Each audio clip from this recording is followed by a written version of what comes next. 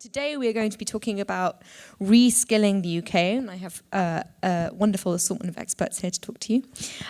So, reskilling the UK, it's not that the UK kind of lost its skills down the back of a sofa and we're trying to find them again. I think we should, frame today's talk in terms of, how can the UK get the skills that it needs to cope with the changing economy, and why is that so difficult, and thinking about different parts of the education system. So first of all, we've got Steve Machin, who's from the London School of Economics, and he's been involved with the LSE Growth Commission, so he's going to talk about why this is an important issue right now. Next, we're going to have Simon Burgess, who's from Bristol. And don't worry, newcomers, come right on in. That's just, So next we're going to have, Simon Burgess from Bristol, who's going to talk to us about, how to get better outcomes and why it's so difficult. Then we're going to have Kirabo Jackson, who's going to actually give us a bit of an American perspective. He's going to be talking about school spending and also the importance of teachers. And finally, we're going to have Sandra McNally from Surrey, who's going to be talking about vocational education. So each one is going to kind of talk for 5-10 minutes, and then I'm going to open up questions to you, and it would be great to kind of get a discussion going. So I'll take a few questions, comments, and then we'll get a response from the panelists. So wonderful. First of all, Steve. Okay, thanks. I'm just going to give a kind of introduction on various issues to do with the subject matter, reskilling the UK economy.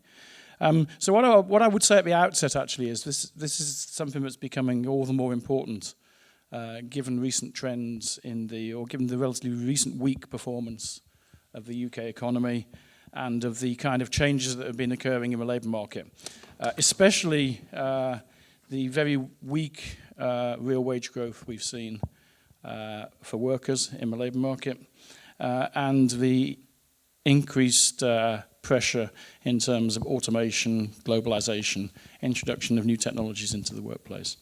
And so what I'm going to do is just introduce various issues to do with that. So the kind of context for me, anyway, is that I was recently one of the co-chairs of the LSE Growth Commission report that was published at the end of February. So this is the second LSE Growth Commission report that was published. The first one was published in 2013, and it was really the focus of the first one was really on how can we try and generate improved growth for the economy.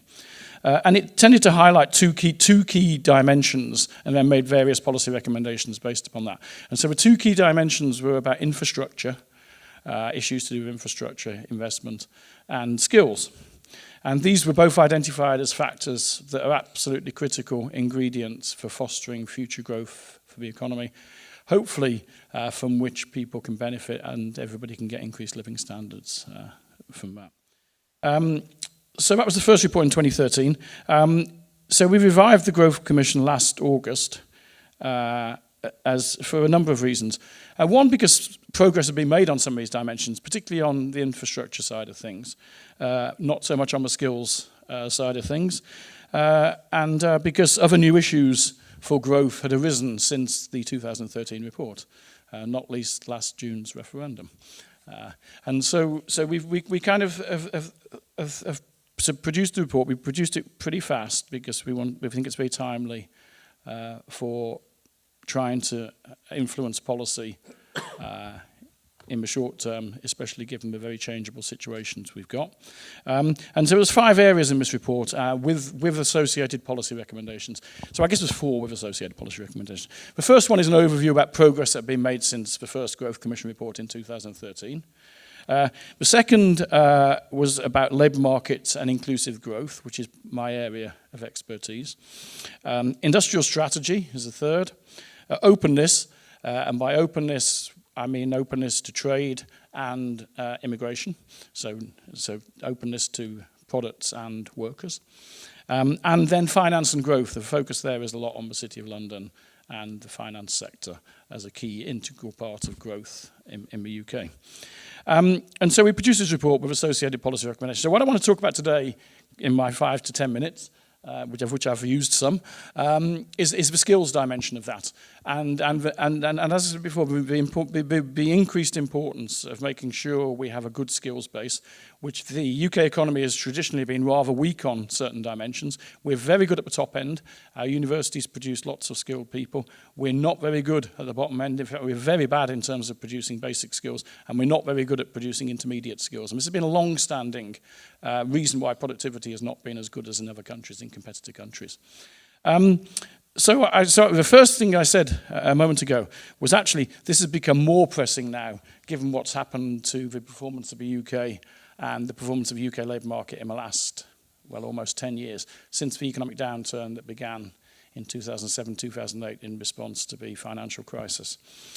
So if you look at the productivity performance of the UK economy, productivity is basically stagnated. So if you think of productivity as output per worker or output per hour, since 2008, productivity is basically flatlined. There's been no growth in productivity. We've just about got back to the 2008 productivity levels now. Now, this is following trend increases of 2 or 3% a year. If you go back to 1980. So it's actually just flattened out. So productivity is actually 13% below what it was in 2008. And so that's very, very weak performance. It's very weak performance compared to our international competitors as well. A second feature is that real wages have stagnated, and so people's living standards have not been improving at all.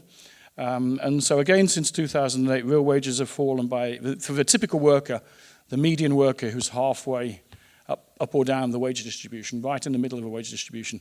Real wages are now about 6 or 7% lower, depending on how you measure them, than they were in 2008. So we've actually seen real wage falls at the same time as productivity has stagnated. And so this is kind of critical. So I have some numbers on a chart that I produced for 26 countries in terms of real wage growth between 2007 and 2015. And the UK ranks 25th out of 26. Number 26 is Greece. And in most countries, there's been positive real wage growth. There's been negative real wage growth in Britain. And so this is extremely important in the context of what we might want to talk about in terms of skills. This very weak performance in terms of real wages has varied across different groups of workers. Young workers have done really badly. Young workers' wages have fallen really significantly since 2008. So the real wages of 18 to 21-year-olds are 20% lower now than they were in 2008. If you take 18 to 24-year-olds, they're actually entering the labour market now at the same wage as 18 to 24-year-olds did in 1997. So there's no real wage progress at all for young people. Now that's the sort of negative side, and it sounds very depressing, I think. The other side of the coin in the labour market is actually employment performance has been very strong. So we're actually at record employment levels. So it is true that actually many more people are in work. Unemployment has not been anywhere near as bad this time around in the more recent economic downturn than it was in earlier recessions that hit the UK economy. That said, the nature of employment has been shifting quite a lot. So there's a couple of very important trends to note, I think, in terms of what's been happening there.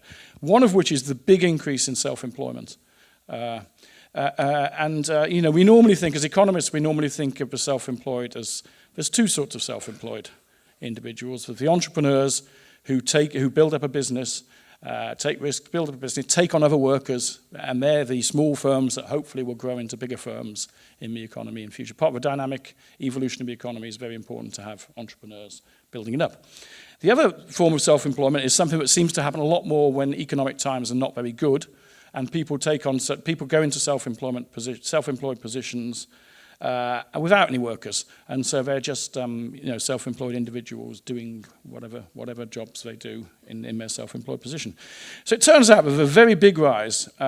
So self-employed, in terms of total jobs, about 15% of total jobs are done by individuals classified as self-employed now. That's gone up. It's almost doubled in the last 10 years. And all of the increase is of that second sort of self-employment, people who don't have employees, people who are doing individual self-employed jobs. It's actually true that the entrepreneurial group has actually fallen over time. The number of self-employed individuals, the share of self-employed individuals with employees has actually fallen over time.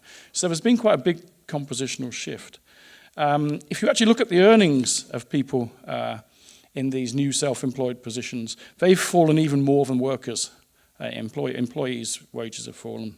The self-employed earnings since 2008 have fallen by about 25% in real terms. So it's evident that many of the people taking on these self-employed positions are actually not earning very much. Of course, they're not covered by the minimum wage, and so they don't have to be paid minimum wages, which is something I'll return to.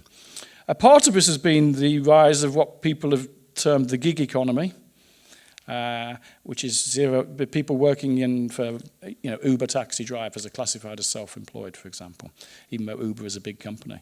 And people on 0 hours contracts. So there's been quite a big increase in the amount of people if you like, in relatively insecure positions. There's no pension entitlement for self-employed individuals. They have to do it themselves. There's no sick pay. There's no holiday pay, and so on. And so a part of this reasonably good employment performance with very dire real wage performance has been this changing mix of between the employed and the self-employed. Okay, so that's the kind of backdrop. And my viewpoint is certainly that the idea that that we need to try to boost productivity by improving skills is absolutely vital in this setting, and probably more vital than it was before we slipped into this stage of productivity stagnation and real wage falls. Okay, so what do we make of this? So I wanted to talk about 2 or 3 policy issues very quickly. The first of one of which is skills investment. So we've had these long-standing issues in the UK about skills deficiencies. So one very notable thing is that actually, whilst I already mentioned that we do rather well at the top end of the skills distribution, we've got a very long lower tail of very bad performers in terms of literacy and numeracy skills. So there's a bunch of these international surveys that test people as individuals, individual adults, literacy and numeracy. We don't do very well. We seem to have a very bad a very sizable proportion of low performers who are actually classified as functionally illiterate and functionally innumerate. So we have this big lower tail of literacy and numeracy in the UK. America has it as well. America has a very long lower tail of literacy and numeracy. So the OECD did a survey of just over 20 countries. If you look in some other countries, Germany doesn't have this long lower tail. Sweden doesn't have this long lower tail, which obviously traces back to earlier on in the education system. One of the really important points to note in this is so in the 2012 survey done by the OECD, you can compare. So this was a survey done of adults across about 25 countries, of adults aged 16 to 65. So you can look at the literacy and numeracy scores of the young people, the 16 to 24-year-olds who've just left the schooling system. Actually, some of them may well still be in it, compared to older people. So there's only 2 countries that don't improve across that, where the young people score just as badly as the older people, and that's the UK and the US. Everywhere else, younger people who've left the education system more recently have better literacy and numeracy scores than the older population. So this has been a fairly long-standing issue that we don't do very well on basic skills. We've got a long-standing poor delivery of intermediate skills, especially vocational skills, which we used to be good on back in the 1950s and 1960s, but we're not anymore. And then we have the issue of reskilling and automation, which is important. So the second policy issue is this issue of insecure work. And we know the Chancellor in the most recent budget did a very well-known U-turn on the question about whether you should raise the national insurance contributions of the self-employed. So I'll return to that in a minute, in a moment again. And the third thing is actually the minimum wage, which was increased a lot and is proposed to be increased to either £9 or 60% of median earnings, which will likely be a bit less than £9 by 2020. Now, this is an issue, actually, because the coverage of minimum wage workers is going to go up a lot. It's currently around about 1.5 million workers are paid the national minimum wage. By the time we get to 2020, if we hit this target, it'll be 3.5 million workers, which is pretty big, over 10% of the workforce. And there's a serious issue for skills about this, which is the issue if people actually increasingly get stuck in minimum wage jobs, because the minimum wage becomes the established rate in certain sectors, perhaps social care, hairdressing, those very low wage sectors, then that's actually not very good for individuals' career development. You know, it's probably okay if you're fairly young and you do a minimum wage job, you get promoted, you get some training, you get some skills, you move on, you get a stepping stone to a better future career. I've already highlighted the poor position of young workers. If they're actually increasingly getting stuck in minimum wage jobs, that's even more damning potentially for the future. And it seems to me that actually we need to do something about skills. And the government needs to do something about skills to try and offset those kinds of positions. So let me talk very quickly. I know I've gone beyond my time. About two possible policy options you might think about. So one thing that's quite interesting, if you actually look at the way that government policy is designed about investment. So we could think about investment in physical capital, machines, innovative activities that companies might do, research and development. There's lots of tax credits that the government makes available for trying to stimulate companies to engage in these kind of activities. You know, and many R&D things that companies do, if they fail, they actually they almost get their money back. So investment in physical capital, there's lots of policy, lots of tax breaks that exist for companies. If you look at the other side, human capital, people, there's no equivalent tax credits for skills and training, for example, that the government could offer for employers. Seems to me that you might want to think about equalising policies about investment in physical capital on the one hand and human capital on the other. Now, of course, such a policy would need to be very carefully designed, and it would need to be spent on high-quality skills provision. But actually, we've heard people talking about vocational education for many years, and it's been very ineffectual, probably because it's not been properly funded, and probably because employers don't know what the hell's going on when there's like 50,000 different vocational qualifications that people can get. So it needs to be done with a high-quality skills provision that adds to employability, offers proper career progression prospects, and therefore would boost worker productivity. And so therefore we could actually have people being paid more because they're more productive and companies being more productive, and hopefully generate some form of inclusive growth so that everybody shares in increased growth from that. The second policy option is one that we recommended in the Growth Commission before the budget, which was exactly that policy that we saw the U-turn on. But actually, the likes of Uber and Deliveroo are actually exploiting the fact that self-employed people cost less, and actually raising the national insurance contributions rate by the self-employed would actually be a rather sensible idea. The IFS has also agreed that seems to be quite a sensible thing. So it seems like low-wage workers are actually losing entitlements to national living wages and so on. We need some kind of much better clarification about what is employment and what is self-employment. It's true that the employment tribunals, the few Uber drivers that have actually gone to employment tribunals, the tribunal decided that they should be classified as employees, not as self-employed. That's still an ongoing legal procedure, but we obviously need much more clarification from policy about what that can say. So I think I've very much overgone my time, so I better shut up. That's all right, Steve, I forgive you. Okay, thank you very much. Next, Simon. Okay, thank you very much. So skills, education clearly matter for growth and prosperity. They also actually matter for inequality, for poverty, social mobility. People with low levels of education are 5 times more likely to end up in poverty than those with high levels of education. They're 11 times more likely to end up facing severe material deprivation than those with high levels of education. And of course, if you want to think more broadly than growth and inequality, obviously education matters a lot for quality of life, personal fulfillment, citizenship, all those kind of things. So education, schools, skills, they all matter. They all matter a great deal.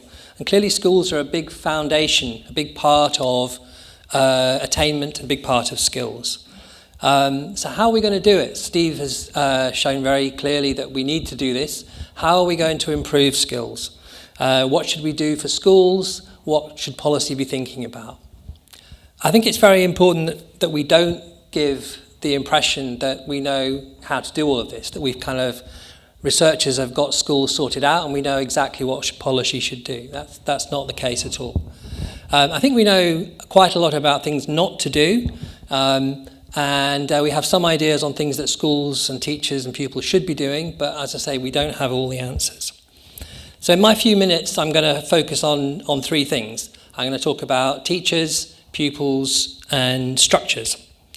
So talking about teacher effectiveness is the single most important thing that happens in schools in terms of raising pupil attainment. It's more important than anything else.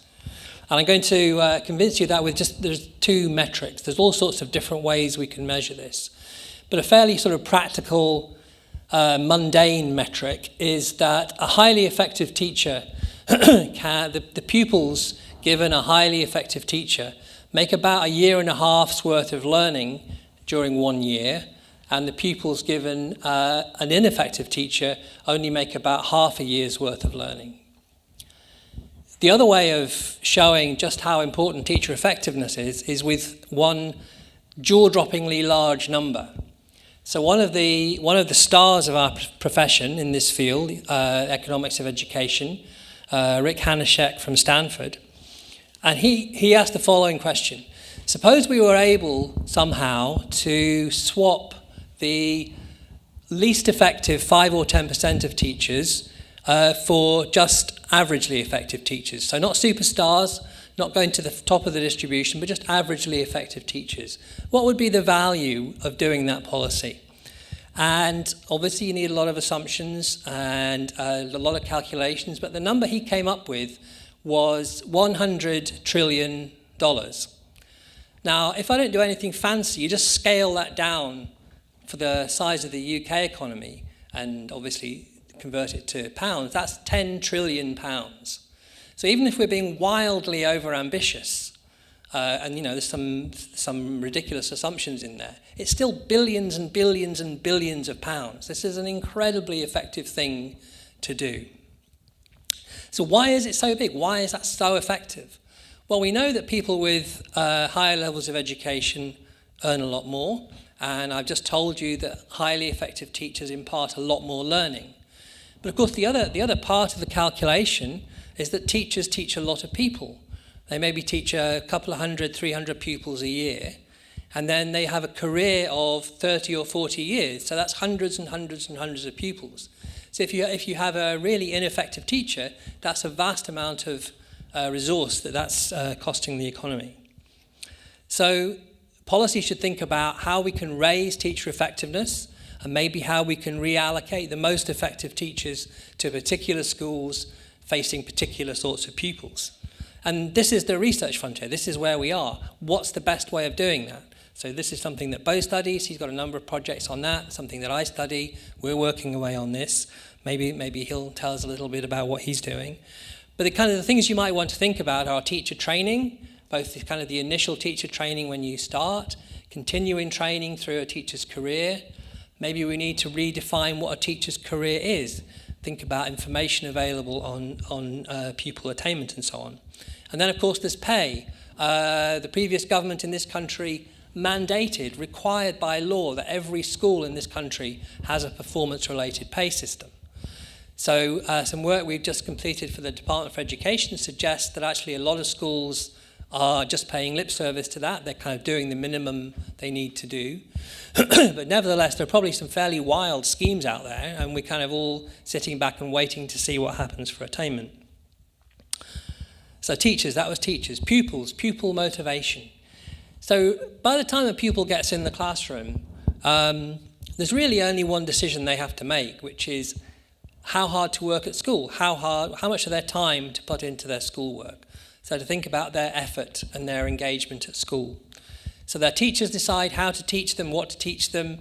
Their parents decide which school to go to, and what happens outside of school in terms of their learning. But it's the pupils who get to decide how hard to work at school. So lying behind their effort and engagement is their motivation. So we should think about what motivates pupils to put in more effort. And some work we've done suggests that actually matters quite a lot. So those of you who had your schooling in this country may remember that the really important exams, the really high stakes exams that you take, happen in the summer, and every other year they happen to coincide with the Football World Cup or the European Championship of Football. So this is, I guess, caused a lot of people heartache when they were 16, but for us researchers it's fantastic because we can compare how people do in a football year and a non-football year. Thank you. I suffer, so I agree with that. But that's every year, though. So we can compare how pupils do. And the people who you might expect to be distracted by the football do a lot worse. So we're taking that to mean that pupil motivation, pupil effort is a really big part of how well they do. So again, what can policy do? How can we change this? So we're doing some work on role models and inspiration, doing some work on incentives for pupils. And both of these seem to have really quite promising effects in terms of raising attainment, raising skills. So my final thing is to talk about structures, and I guess as an economist to talk about market structures. Now we have quite an ecosystem of different sorts of schools in this country. We have all sorts of different sorts of schools. And the type of school that you go to does seem to matter a bit. Going to this sort of school may be better than going to that sort of school. But what really matters are the rules of the game, the nature of the sort of the incentives and the structure that schools find themselves in. So school accountability really matters, whether schools are accountable, whether we hold schools accountable for what they do for their children.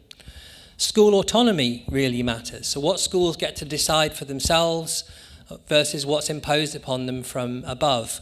So things like, do they get to choose the teachers they hire? Do they get to choose how much they pay them? Do they get to choose the curriculum, the length of the school day, the length of the school week? Some of the most sort of exciting, promising results on raising skills are coming from a particular set of schools in the US called No Excuses schools, where they really made some quite radical changes to the nature of teaching. And they're producing really big changes in attainment. So finally, on governance, we seem to have stumbled into a really quite alarming situation where the middle level of governance of our schools, so something between schools themselves and the Department for Education and the Secretary of State, has kind of just happened randomly. So I'm talking about multi-academy trusts, I'm talking about school groups, and these organisations have a boss, they have a CEO, and it's that person's duty and their kind of bureaucracy to keep an eye on schools. Now these groups, most of these groups have no logic, have no sense of why these are in a group and why those aren't. It's kind of like a sort of a gold rush where you're staking out claims, and schools are sort of randomly deciding which other schools to form a partnership with. Are we going to be left on our own? Are we going to have to form a partnership with that group over there? And these sort of school groups are sort of prowling around looking for schools to join their group. None of these have a basis in having good governance, being a good idea to put these schools together. They're about maybe saving money on buying pencils and computers. Maybe they're about just consolidating market power. So that's all really very worrying. Okay, so those were my things: teachers, pupils, structures. When we move to the Q&A, I'm very happy to take questions on grammar schools, take questions on VAT on school fees, Ofsted, school league tables, whatever you want. And I am very excited about the policy proposal to ban football. That's great piece of education policy. Wonderful. Is your microphone okay? Yes. Okay. On to Kirabo. Yes. So I had two main points that I wanted to make, and first, I'll say everything I'm saying is really coming from the U.S. context. The first point I wanted to make was already sort of articulated very, very nicely by Simon, which is that teachers matter quite a bit. And it's sort of obvious. In some sense, teachers are where the rubber meets the road. These are the individuals with whom students are interacting with. They're the ones that are delivering whatever pedagogical content students need to know. So in some sense, it's obvious that they must matter. And it turns out if we're going to leverage that information for policy, we have to know who's an effective teacher and who's not an effective teacher. So in order to use that information to improve student outcomes, which in turn will improve the skills that they're going to take to the labor market, we have to know how to measure teacher quality. And there are various ways in which we can do that. I think one of the key way that economists have been following to do that is basically looking at the impact of teachers on student test scores. And this is a perfectly reasonable thing to do. But I think, especially if you think about the changing skills that are required to be successful in the labor market today, there's a lot that individuals need to do and need to know that are not measured by their test scores. There's some recent work by sort of Dave Deming documenting large growth in the demand for these sort of soft skills, interpersonal skills, the ability to work with individuals, the ability to work in teams. These are all attributes that have been very, very well rewarded in the labor market, and increasingly so over time. The premium on those skills have increased a lot. So when you think about what the education system should be doing, they need to be making sure that the students enter the labor market with these skills. But if we're only measuring educational quality or teacher quality specifically using standardized tests, we're potentially missing a lot of what we should be measuring and missing a lot in terms of what we should be providing incentives for. So some of my research tries to take a sort of chip away a little bit at that question and just sort of ask the question, if you were to measure teacher quality using only their impacts on test scores, this is something that is called value added. I know Simon's done some work on this as well. You're going to find that having a good teacher versus so having a median teacher versus one at, say, the 85th percentile, one who's better than 85% of other teachers, is going to raise test scores quite a bit, and that is associated with gains in educational attainment. If you do the same thing by looking at the impact of individual teachers on their students' soft skills, as measured by things such as whether students go to school on time, whether they commit disciplinary infractions, these sorts of measures, you actually find the impact is much bigger. So teachers who are having large impacts on these softer skills are having very, very large impacts on the long-run outcomes of these kids, much more so than the teachers who are improving test scores. So with that, my takeaway from that is that when we start thinking about using the idea that teachers matter, and we want to get better teachers into the classrooms, we want to reward teachers who are effective in the classrooms, we have to think very carefully about what we mean by effective and how we measure that and how we form policy and craft policy in ways to promote what we deem to be effective instruction.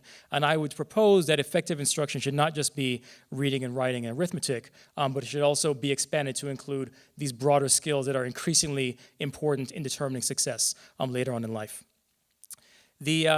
The second point I wanted to make is that resources matter. If you think about what an educational system does, it takes a bunch of inputs and it combines them in some way, and it generates some kind of educational output. But before you can even decide what inputs to have, you have to have resources to do that. So the key point that I want to make is that the amount of money that you spend on your educational system, and specifically I'm thinking of the primary and secondary education system, is going to matter quite a bit. So in the United States, these debates have been going on for quite some time, and the idea has been proposed that, well, school spending is going to matter quite a bit if you're talking about low levels of spending. So between spending, say, £1,000 per student and £3,000 per student, that's going to matter quite a bit because you're talking about the difference between having someone in the classroom who basically has an A-levels versus someone who may have a bachelor's degree. You're talking about having classrooms that are well equipped versus those that have no computers, for example. So at those levels of spending, you might think spending matters a lot. But the argument has been made that once you get to the level of spending that we see in places like the United States or in the UK, we're talking about $10,000 or £10,000 per pupil, increases really have no effect. It's sort of wasteful beyond that point because now you're deciding between having more iPads in the classroom versus having Android tablets or something of that nature, and those aren't really related to whether students learn anything more in the classroom. So that's the idea that's been put out there, and I'm going to argue that that's just not true. So to sort of investigate this question, some colleagues of mine, myself and a colleague of mine, Rucker Johnson, would gather some data to sort of ask this question. Does increasing the resources available to students in the traditional public school system improve their outcomes? What we did was we leveraged the fact that in basically most school districts in the United States in 1972, almost all of the money that was spent was raised locally by local property taxes. So you could think of a local area as being maybe 10 miles wide, roughly speaking. So if you lived in a rich area, your housing values were high. Individuals who went to schools in those areas had high levels of per pupil spending. If you went to an area that was low income, basically levels of per pupil spending was very, very low.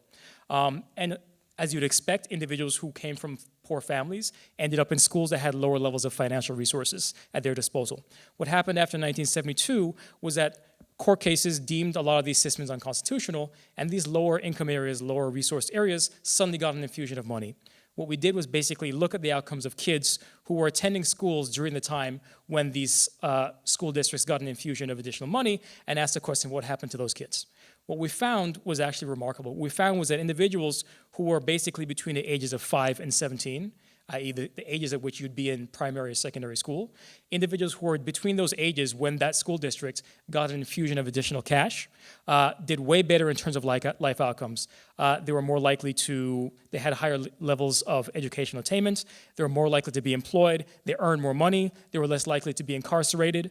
So these are all important outcomes that are associated with improved skills, both at the lower level and at the upper level. So these are important outcomes. The last thing I'll say is we also have looked at what happens when you increase spending at the early ages as well, so early childhood education. I know that there's been a push towards increasing spending in that domain here in the UK. So what we find there is that the spending on early childhood education and spending in the secondary and primary education system actually interact with each other. So we think of education as really a system. So we're spending money on various things. Sometimes it's pre-K and by early childhood. Sometimes it's in the primary school system. And what we found there was that if you had an area that spent more on pre-K, the effect of your primary school dollars was actually higher. Which is to say, if you raise student skills early on, the additional benefit you get from increasing spending later on was much larger. So if you take that as a whole, from a systems view, this is sort of telling us that we need to invest in kids early, and we need to invest often. Another finding from our research is that a lot of these benefits really accrue to those at the lower ends of the sort of income distribution. So it's a lot of these kids who are basically at the lower end that sort of Steve mentioned, this lower end of skills and not necessarily the upper end of skills. So I think if we want to improve outcomes, we need to make sure that we have the resources available to make sure that students can do well. Last thing I'll sort of say is, and I'm happy to talk more about this in the Q&A, our findings do not suggest that we should just throw money at the problem. That's not what we're suggesting. What we are suggesting is that in order to have successful outcomes, resources may be required. Wonderful, many thanks. Okay, so finally, Sandra McNally. Thank you. Well, just by background, just explain that I direct something called the Centre for Vocational Education Research at LSE. And that's the background to what I'm going to be talking about, a lot about the sort of things that we look into. I mean, one couldn't disagree with anything Simon and Kirabo have been saying in terms of the importance of investing in early years in school, but, you know, it doesn't all end when you're 16. Now, at age 16, half of people leave school, over half of people. They leave sixth forms, they leave full school, and they mostly go to FE colleges. Now, FE colleges are less well-resourced than schools are. They're dealing with young people, they're also dealing with adults, they're dealing with remedial education, they're dealing with vocational education. They are huge in terms of their size. And per head, they're less well-resourced than schools. Now, if we think money matters, it matters after age 16 as well as before age 16. And all of the work saying that early years matter is talking about sustained investment in people from the early years onwards. It's not saying care about people till they're 16 and after that it's up to them, which is, if you think about policy, sometimes the way things seem to happen in practice. I mean, we act and talk, and I'm not just talking about politicians, but people in public life, as though everything was about GCSE and A-level and going to university. But fewer than half of people do A-levels, and only 35 to 40% of people go to university. Now, if you're really interested in skills, and if you're really interested in social mobility, you can't only be interested in that top 50%. You have to care about what happens to the rest of the people. And there isn't enough debate and discussion about what the issues are there. So there are many things to say. I mean, one of the problems is there isn't that much going on at sub-degree level here. You have basically people do qualifications at equivalent to GCSE, that's level 2. In vocational education, equivalent to level 3, that's A-level equivalent. And there isn't that much going on at level 4 or 5. So if you're a young person thinking, well, I'm not quite sure if I want to go to university till I'm 22, what else can I do? Can I do something that's just, you know, sub-degree type of thing, that it will still get me a good job and be perfectly respectable. And there isn't that much that you can kind of foresee. And what's hard is that you end up in your local FE college and they will tell you about what they provide. But there isn't a very clear structure. You have got a lot of different types of courses. They sound very different. They sound a bit specialist, or some of them are broader than others. There are different types, number of hours than others. Some of them are very part-time. Some of them are longer. They have different awarding bodies, loads of different awarding bodies. They're not national. They're not national awarding bodies. They are. So you have different providers, different awarding bodies, different types of qualifications at different levels. It's just terribly hard to navigate how you're going to deal with all that as a young person. It's not just about people in schools not giving good careers and information advice. I mean, you can have all the information as we do in the centre. We can see what everyone's doing. And it's not any easier just to decipher what on earth you should do. The problem is that the system is just far too complicated. And I would say it's particularly bad at lower levels. So basically the 15% of people who do vocational qualifications at level 3 do okay. I'm not saying that all vocational education in England isn't good. That's not true. There's some very good vocational education in England. But what you really don't want to be is you don't want to be somebody who doesn't get a grade C in English and maths, which must be about a third of the cohort. Then you end up going to your FE college and be put on some sort of level 2 course. And then you can be there for maybe more than 1 year, 2 years, 3 years, even 4 years, doing different things, and end up with nothing that's really very good. And that happens a lot of people.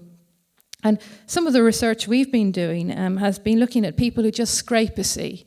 So comparing people who just scrape a C at GCSE compared to people who just don't. So they're the same underlying ability. There's simply some people get the C grade and some people don't get the grade C. And what we find is many of them are all right. Like they'll repeat their GCSEs, they'll do okay within 2 years, but a very significant minority of those people don't even start a level 3 qualification 2 years later.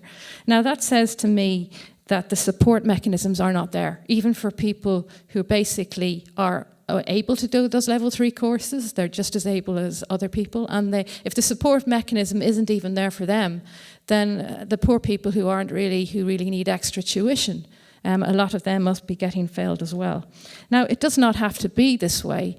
People can be quite cynical about all the reforms people have tried in England and not been able to do, but other countries seem to do a very good job. There are lots of European countries, not just Germany, which everyone talks about, but many other countries in Europe where they do have a good system for people, where it isn't a massive failure if you don't end up going to university. There are other good things that you can do too.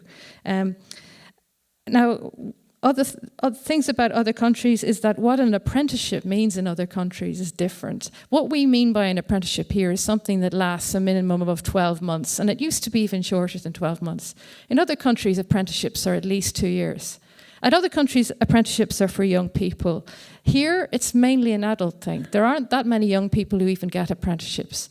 And the apprenticeships that they do get vary in their quality. So when we're looking at the apprenticeships, it looks like the ones that boys do in particular, or men do, have a higher pay differential than the ones that women do, for example, for reasons that we can't entirely explain by just different vocational choices. So there's some serious issues. Now, I want to be positive about some things as well, and the government has this Sainsbury Review and Post-16 skills plan, and they have some really good ideas in that. Now, it's not going to take us to be a country with amazing, that, it ends the debate, it ends educational reforms if it was successfully implemented. But it would take us to a much better place than we are now. Because what would happen is that you'd have, clear routes. When you go to a college, you've got about 15 clear routes. You've one qualification per route. You can see where it's going to go. So it's going to really help people make the choices post-16. And it'll help employers because they'll be able to see the skills that people really have. So that would be a really good thing if it was properly implemented. And they're also talking about this transition year. So people who don't do really well and they need extra help, they have a transition year before they even start their route, and within that's a good opportunity to get information about the things they could do and to maybe experiment with different things. So it would be really, really good if this works and if this is properly implemented.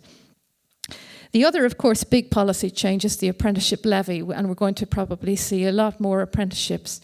Now, we should expect to see most of those apprenticeships for older people, so over the age of 25 onwards, because just if it goes the way it has been in the past. But of course, maybe there'll be more opportunities for young people too. We'll have to wait and see what employers want to do there.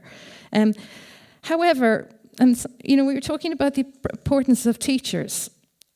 So how come there's so little discussion about what's going on in apprenticeships for training? Because there has been a procurement policy that the government has, a paper-based procurement policy. They have managed to award training providers to lots of people with no experience of training apprenticeships, and they have left some very good FE colleges and universities off the list of apprenticeship providers. So there's been a lot of controversy about this procurement issue within very probably outlets hardly anybody reads, like FE Week, which has discussed this a lot. The other quite a scandalous thing is that standards have been approved, apprenticeship standards have been approved with no assessor in place, which is like, letting people do GCSE exams without knowing who's going to assess them, which is ridiculous. And then they have apprenticeship standards that part of the frameworks are very narrow, and they have no qualifications. They've given up on qualifications for apprenticeships in England, which is not like what anyone else does.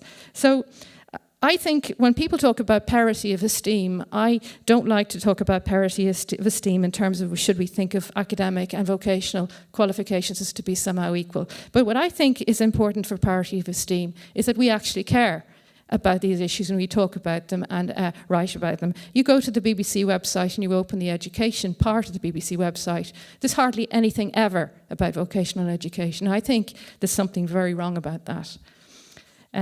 So I think that's all I have to say. Wonderful. Okay.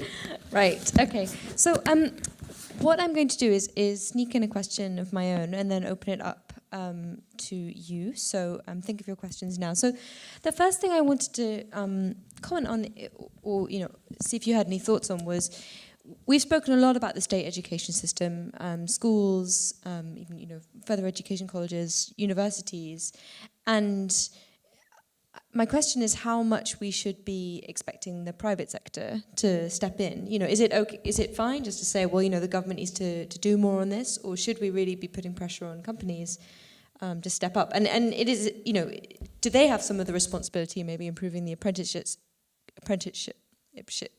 system? So that's my question. So and now over to the audience. So if you could raise your hand if you have a question. And we have roving mics, so if you just wait for one to arrive. Yeah, gentleman here.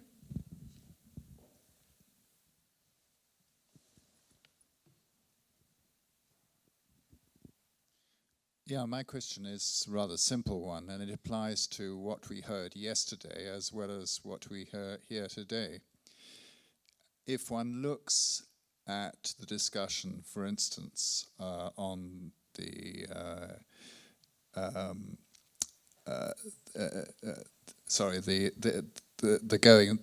signing up for the EU versus not signing up for it. All the discussion was done with politicians rather than specialists. One hardly ever saw economics experts on TV, and you never hear a really intelligent discussion about these key issues. One hears idiot politicians being asked and reply with very simple issues, and one doesn't hear people who are much more educated and much more trained and have done much more research. And I'm wondering whether people like yourselves do make an effort to get on TV and get on get heard and get by the public on TV, so that the rest of us can hear you and hear these issues and make them listen to more and go to a deeper level.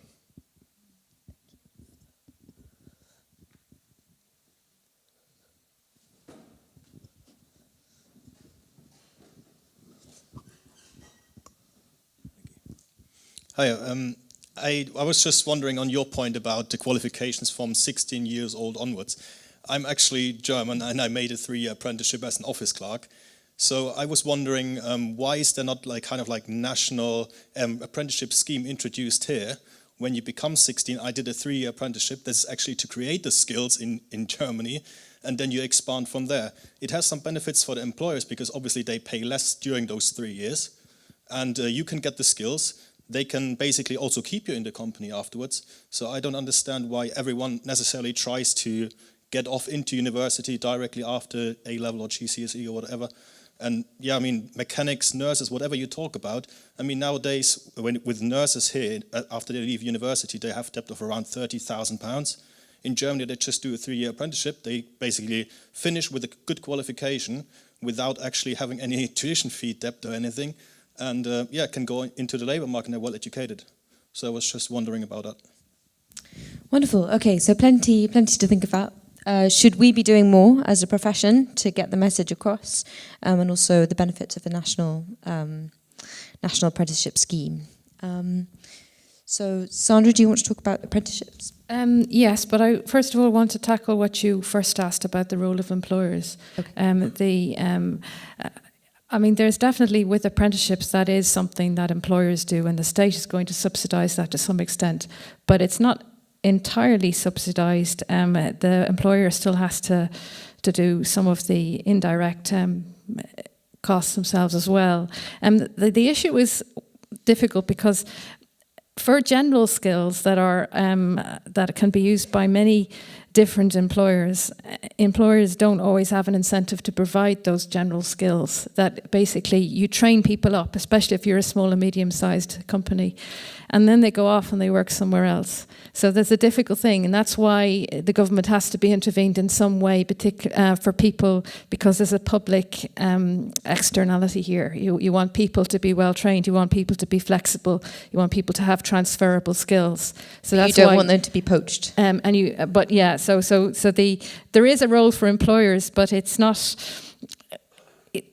And especially with vocational education, there needs to be some sharing, that's true. But it's a difficult one to get absolutely right, and you do need public support for that and public money for that. On getting on TV, well, we do try. You know, Romesh is there in the front row, and he's always trying to get us on TV, and we're willing. It's just they don't always want us. You know, some people are more successful, of course, than others at that. But I mean, it is a serious issue. I don't want to undermine the question. I mean, you know, there have been, I think the CEP model, this is the Centre for Economic Performance at London School of Economics, is very good at that, excellent at that, in fact, about promoting media, about promoting our work through the media. But I think probably academics more generally in other places are not necessarily as good as that, and that's a serious issue. You know, how do we become policy relevant and talk about impact and translate our research into ways that can be communicated to the general public? And one of the things that helps there is the way that we're assessed now under the rules for our university funding, that researchers now have to show impact. So people are suddenly quite interested in, you know, generating impact. So if you're getting on television now, it gives you quite a bit of kudos in the university that maybe it didn't before. So that's a good thing. So our incentives are getting better, I think, there. You know, it would be great to just import somebody else's education system to England, particularly Germany, with regard to apprenticeships. But the difficulty is that it's not just a question of it's hard to do that, because it's not just the education that's different, it's the labour market that's different, it's things like licence to practice that's different. There's a lot of regulation in Germany on that. There's much less regulation in England. So, you know, it's really hard to, you want to sort of look around and import what best practices from other places, but you can't import them easily wholesale to your own context because of the way that employers engage. And what's difficult to get right sometimes is you want employers to be involved, you want the government to be involved, you want educators to be involved, and it's difficult to make that happen in areas where maybe that hasn't happened in the past. So, I mean, things that are good in English apprenticeships would be things like engineering, which is a proper 3-year apprenticeship and it has a long history. But in other areas, maybe services where most of our apprenticeships are, social care, that sort of thing, there's less of a history of it, and the mechanisms maybe haven't been so well developed. So it's challenging. Steve, I was wondering if you had any comments. You scribbling there? Yeah. Okay. So I'll do this. So even though I'm going to say exactly the same as Sandra said in response to the thing about the German clerk apprenticeship thing. I mean, it's a really good question, and it seems really difficult to really kind of figure out how we got to a completely different position from Germany. I mean, back in the 1950s and 60s, with serious engineering apprenticeship, manufacturing, that was the model, and it was very similar. And as jobs moved away with deindustrialization away to services, we seem to have moved in a completely different way. And the big expansion of HE in the late 80s, early 90s seemed to put this wedge between academic and vocational qualifications, such that we now have a completely different cultural position on them, but the vocational track is just perceived to be worse. And until we get rid of that perception, but it seems very difficult to think about how that can go. Now, this has had really, really negative consequences for the economy. One of the reasons why inequality has risen so much is that people from richer backgrounds benefited from that. Already richer backgrounds benefited from that expansion of HE. That reduced social mobility, increased inequality. The wage returns to education went up at the same time as the supply of educated workers was going, graduates. Wage returns to a graduate degree went up significantly. One of the big drivers of why inequality is much higher now than it was 30 years ago. And the only way to, in that sense, to offset that is to try and improve the quality of intermediate skills provision and apprenticeships and so on, to actually make people who get those qualifications competitive in the labour market with people who've got degrees, as they are in Germany, and where inequality is lower, and where the economy is performing better. And so it's a kind of big change, a big cultural change. And various governments of both political hues have pushed HE all the way through. The Conservatives in the late 80s, the Blair government in the 90s, and have pushed, and that's reinforced this kind of position, which actually puts pressure on middle-class parents to hijack schools so they can do better, hijack things going on in schools so they can get their kids to do better academically, and leave the other children behind who don't have private tutors and all this kind of stuff they're paid for. And it just all becomes self-reinforcing. That's why social mobility is much lower now than it was before. On experts, we do try to do what we can do. I mean, there's two sides of this market, and of course, it's actually. I noticed you said idiot politicians. I mean, I thought you might have said city economists as well. Oh, I'm not sure. The idiot probably applies there as well to some of those things, because actually, many people on TV want to just have people state the blindingly obvious. They don't want necessarily expert analysis. I don't think, and.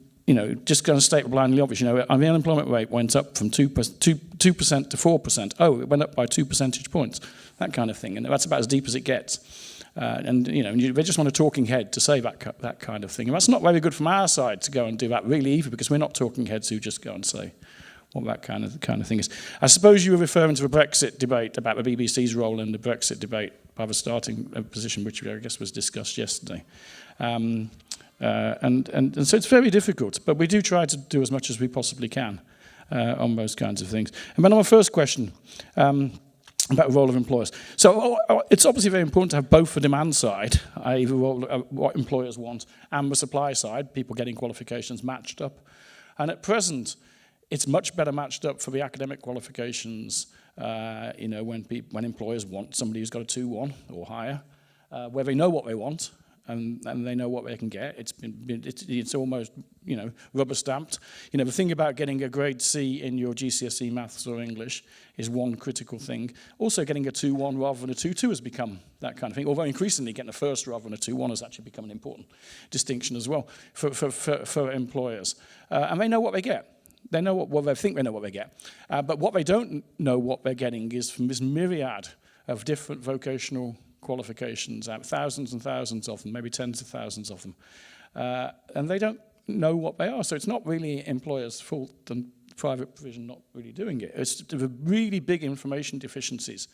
And actually something to make the system much, much more transparent from the employer side of things would actually presumably help in that regard. And then that point about maybe taking somebody who's got a pretty good level 3 qualification on the vocational side rather than on the academic side might start to be much more competitive than it currently is. Yeah, I'll just take the experts question. I'd say two things. So partly it's important to talk to the general public, as we are doing right now, and partly it's important to talk to government departments. And I think that the Department for Education listens to economists more than anybody else. In fact, you will get complaints from my colleagues in other departments here that it's always economists who are in there and who are listened to, not least because we're always the ones with the numbers and other people aren't quite so quantitative in the evidence that they give. So I think if you go to the Department for Education, you will find that they listen to a lot of economists, a lot. So just take, for one example, if you just take the question of grammar schools, it's completely clear that the policy debate has been completely won. There's only about 2 people in the country who think that grammar schools are a good idea. Unfortunately, one of them is the Prime Minister. But in terms of sort of persuading people at the Department for Education, we've done that. We've succeeded in that. In terms of the general public, okay, yes, TV. But I would say that these days a lot more people get their news in different ways, and they certainly get their news and opinions in different ways. And actually sort of getting your work out in accessible form online is probably at least as important as being on the 10 o'clock news. And a lot of us, make a serious attempt at doing that. So I put all my work out online, again in a easy to read form. I think Bo does the same. And that's a community of people. So you can be sure that the policymakers in the United States will be reading what Bo does. Over here, they read what I do. And that's a better way in some ways of getting the message across than being the one person to do with education who will be on the 10 o'clock news once every 6 months. I'll sort of chime in a little bit on that. So I absolutely agree with that. So another thing which is important is that I think this has changed. So it's a great question. So I think this has actually changed quite a bit over time. So my sense is 10 years ago, this is not what academics were engaged in or economists were engaged in for the most part. Most of us were just speaking to each other. I think over time, I don't know if it's because of the new ways in which individuals are consuming information or if it's something else, but I think there has been a shift probably in the past 6 or 7 years where many more academics are actively engaged in disseminating the work that they do more actively, either on social media. Simon and I talk on Twitter all the time, or sometimes on television. So I think this is something that is happening. It's a relatively new phenomenon. Not everyone is engaged in it, but I think the understanding, of most academics now relative to what it was even 10 years ago is quite different about what the role of being an academic is. Nowadays, it's deemed to be sort of an integral part of what you do. If you're engaged in research that influences policy, it's an expectation that you're going to be engaged in sort of outreach to talk about that in a way that is perhaps not as much as it should have been previously, but it's in a way that I think is increasingly so. Okay, so I have a follow-up question to something that's come up a couple of times, which is that when we think about education, we think about qualifications. Those are signaling. They're signaling that you are a high-quality job market candidate, but they're also suggesting that you can do something, right? And so there are these 2 different properties of these qualifications, and simplifying so that you have one easy-to-understand qualification might enhance the signalling value of the qualification much more than it might enhance the the content of that qualification. And so I was just wondering if you could comment on the relative importance of those two things in terms of what's holding the UK back. Is it that, below university level, it's just very difficult to signal to employers what people can do, or is it that actually the content of these things is terrible? So that's my fairly long-winded question. And now we've got a question down here.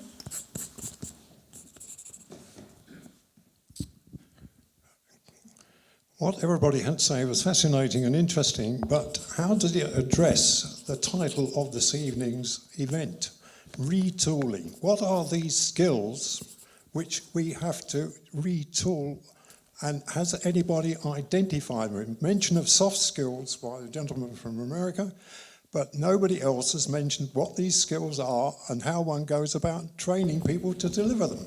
Could you answer that question, please? Just one thing might be of interest to folk here tonight, that in the 1980s I was working at a post-16 education system, and it worked extremely well. I thoroughly enjoyed it, and so did all my students and the people in the college I was at. Has anyone done any research about what gave rise, why it was like that then and isn't now? Thank you.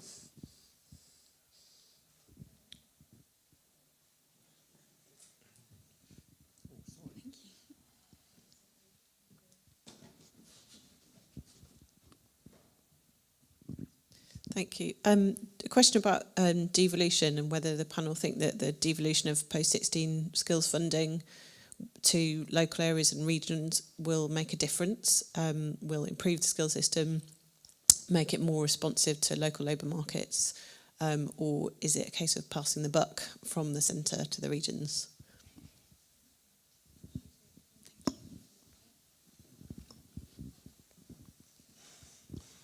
Hello. A couple of points. The first one is a comment following on from the comment from our German colleague here. The system of apprenticeships which he describes was routine in the health service for recruiting nurses in the 60s onwards, and was gradually abandoned over the years into more, you must go to college, so you must take on debt, that's how it works, etc., etc. And in my opinion, part of the reason for that was because of various class prejudices, this kind of thing is better.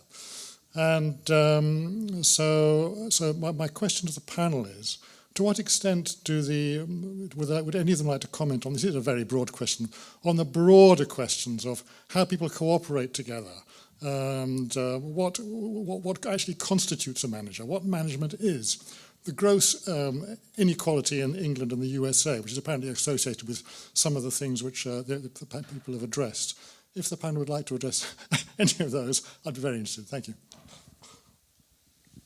Wonderful. Okay, so lots to talk about there. So, with robots coming, what do we actually need to cope? We've got devolution. What is management? What are those new skills? I think was the broader question there, and signalling versus skills. Okay, I've got a couple of those. So I think the answer to robots and to your question is coding. Is one of the big things that people are now learning how to do. So when my kids went through school, doing a little bit of computer science meant learning how to use Word and learning how to use Excel. That is to say, how to be a consumer of IT products rather than making them. So now the computer science curriculum is being transformed and people are learning how to do coding, computer coding. So I think that's what we need to do with robots. We need to code them correctly so they don't take over the world. And that's an example of one of the new skills that we are talking about under the heading here. And I think in a lot of other sort of, if you like, old-fashioned standard disciplines, that subjects that we all did at school, the content has completely changed. So when I did geography, I used to learn the exports of Canada, and these days people are using, mapping techniques and all sorts of incredible things. So I really do think that what people learn in school has changed dramatically and is continuing to change. There's a big debate about to what extent schools should be required to do what you might call academic subjects. So Michael Gove's introduction of the EBAC was, in some ways, I think it was sort of widely disliked. But I think having some kind of core for everyone, I think, is probably a good idea. Obviously, it also speaks to this discussion we've been having about the relative worth of academic and vocational tracks. In terms of qualifications and signalling versus skills, I mean, I think one of the relatively big differences that's kind of snuck under the radar slightly in the last few years is the change in the way that schools are judged in terms of performance tables.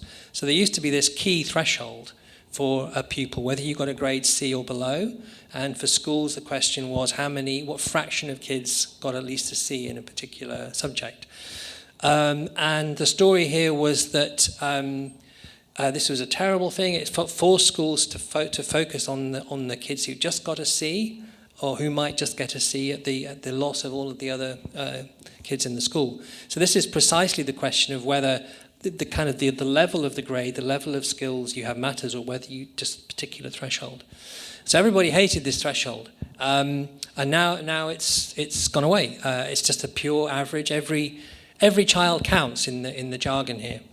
But I think this is actually very dangerous, because the question before wasn't, oh my goodness, we've just realised that if you have a threshold, schools are going to focus around kids on that threshold. That wasn't an accident. That was the plan. That was the design. The idea was to make schools focus on some minimum level of competence that kids should have. Now we don't have that. Schools can focus where they want. And I don't think there's much chance that many schools are going to focus on kids at the bottom end of the distribution.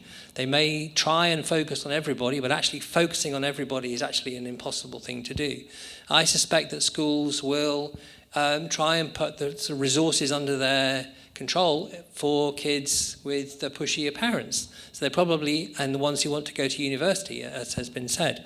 So I think actually that shift is in some ways retrograde, and I think we're actually losing by having a greater focus on the overall average, we're losing this focus on a particular group of people. Okay, right. So the signalling thing. So there's been a lot of academic research on trying to figure out whether people getting higher qualifications or higher academic credentials is just a signal that they're just higher ability people, or whether the extra qualifications they get are actually genuinely productive, so they actually make them more productive. And I think the balance of the research is actually, but it's pretty hard to find any evidence of signalling being that important. And there's quite a lot of evidence that the extra education that people get is actually productive in the labour market, and people earn more from that extra education. So there's a really nice paper. So when the compulsory school leaving age went up in the 1972-73 school year in England and Wales, it went up from 15 to 16. And so people were made to stay in the classroom for an extra year.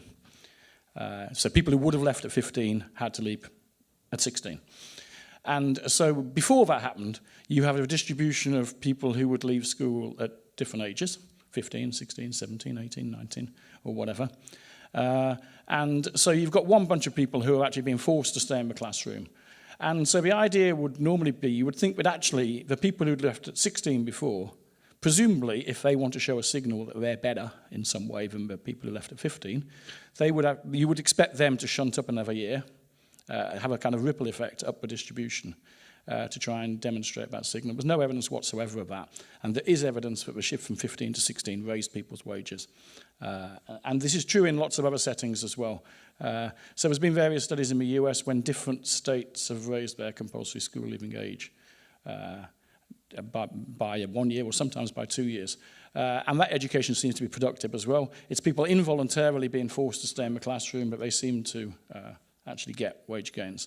So it's hard to find much evidence of signalling in that dimension. of that as well. You have to bear in mind that the signaling stuff was generated by a very clever economic theorist, Michael Spence, in the 1970s. And it's a very, very clever argument. It's very appealing if you want to kind of think, well, maybe actually it's just high ability people who are able to do this to signal that they're better. But actually it's very hard to find much evidence of that in practice, I think. Okay, so that's that one. Reskilling. Yeah, it's a really good question. I thought it was really well, the question was really good, the way it was phrased. And I think you can do two things to possibly think about it. One is to look backwards, and one is to kind of look forward. Because the reskilling nature here, the title here is about reskilling, and it is reskilling. And so in some sense, you might think that the next generation of skills is the people in school.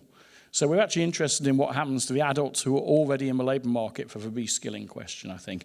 And if automation comes along and displaces them from work, how do they get reskilled, or do they not get reskilled to take up another position in due course? So we've had this big hollowing out of what people have referred to as routine jobs, jobs involving routine tasks in the middle part of the jobs distribution, but if you do a jobs distribution by skill. Not below skill jobs, because many of them don't involve routine tasks, but lots of jobs have been hollowed out by computers replacing people doing these kind of routine tasks. And the question is, what happens, or if you like, robots coming onto car assembly lines, or whatever you want to think about. And so the critical question then is, if somebody loses their job because of that, what happens to them?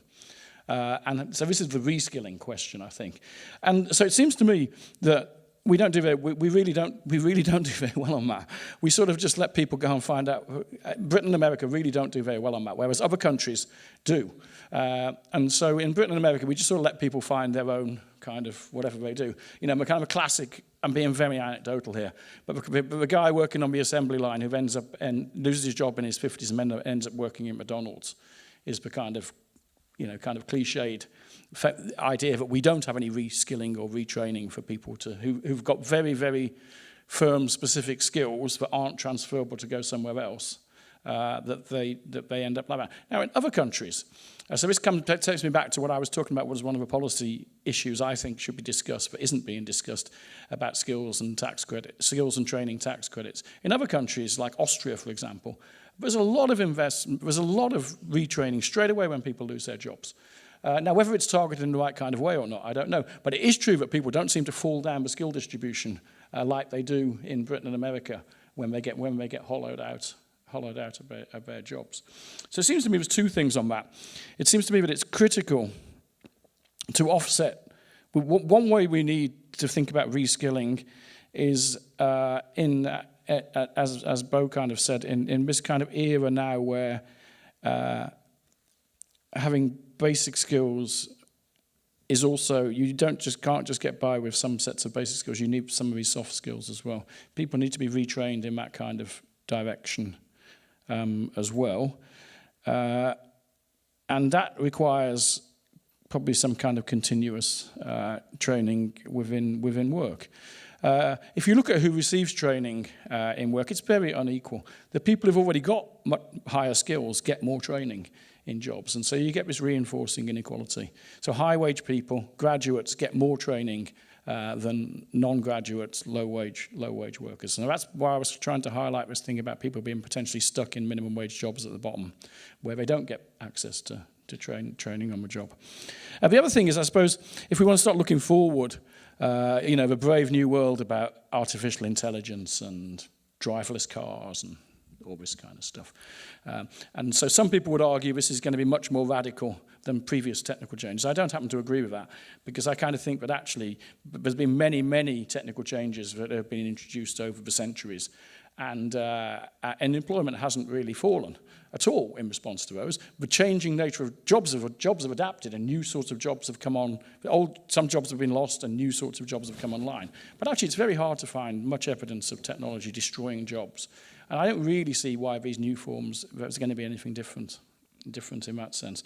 But the point about reskilling, I think, is we do need to try to train people in the way, perhaps looking forward in terms of what technologies might be, such that their skills are complementary with those new technologies, rather than being substitutable, and therefore people losing their jobs. What else was there? There was one about management. So some of my colleagues at LSE, ex-colleague, John Van Reen and Nick Bloom, did a large amount of work survey on management practices. And if you look at to try and ascertain the quality of managers in firms in many, many countries. But in Britain, it's not unlike the distribution of literacy and numeracy skills. We've actually got quite a big lower tail of really bad managers. And so that's actually probably something in line in terms of what you were sort of talking about before. And in terms of cooperation, well, you know, we don't have many people in trade unions anymore. In fact, no young people join trade unions anymore. And so in the workplace, people are much more on their own without worker representation than they used to be in the past. Wonderful, thank you. Okay, so last two comments and I'm going to be awfully sorry and ask you to be quick because we're already running over time. So very quickly. So on the signaling comment or question, I think there's a distinction potentially between what Steve is referring to, which is that there's little evidence that individuals earn more money because their certificate or degree serves as a signal. I think that's true.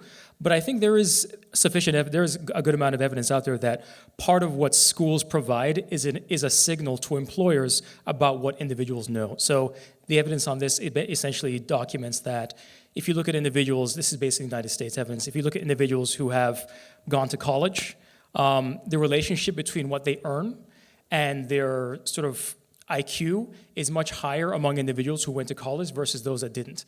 The basic idea there is that when you graduate from university, you have a degree with a particular discipline. You also have, I guess in this case, a first class honors or a second class. So employers can actually get a good sense of what you might know and how good you might be, and they can pay you accordingly, which is another way to say that they're able to match your skill level to the job most appropriately. And I think that's a valuable sort of signaling value that education can provide for employers so that employees can get hired. This is something, and this relates to the question about what happens in vocational training, that does not happen if you don't have a national system of vocational training that says, here's a particular kind of degree, these are the skills that someone has, which is the kind of thing that exists in Germany, but not in the UK or in the United States. So I think there is some value there and potentially some benefits to having a national system that had sort of standards that everyone sort of understood what those things meant. The second thing was on what those skills are. So, as has already been pointed out, the skills that we basically don't want to have in the future are tasks that are routine. And these don't necessarily have to be routine manual tasks, but even just routine cognitive tasks, like doing the same basic calculation again and again and again. Those are the kinds of things that over time I think computers and AI is going to be able to do very, very, very well. It's already pretty good at doing some of that already. And the kinds of tasks that I think, the kinds of skills that the premium is increasing for over time, I think is the ability to work in teams. So there's evidence out there that if you look at the kinds of jobs that have been growing most rapidly, it's essentially those jobs that require high cognitive ability individuals to interact with other high cognitive ability individuals. So we're talking about people like being in a room at Google and having a room of 4 or 5 different engineers and being able to coordinate tasks across a set of individuals in teams. And that ability to work in teams, I think, is becoming increasingly the mode in which a lot of high-paying jobs are operating, and having those kinds of skills are becoming increasingly important over time. And I think those are the kinds of skills that, at least in the short run and probably in the long run, we want to be trying to promote in our education system. Okay, thank you. Just a couple of things to end. I think the issue about people needing to reskill because the labour market is going to change, I mean, inevitably is going to change, is why it's important to have quite a lot of general education within vocational education. So you don't just choose to say, be a hairdresser or be a plumber, and that's it. You don't have to do any maths or English anymore, and you don't have to...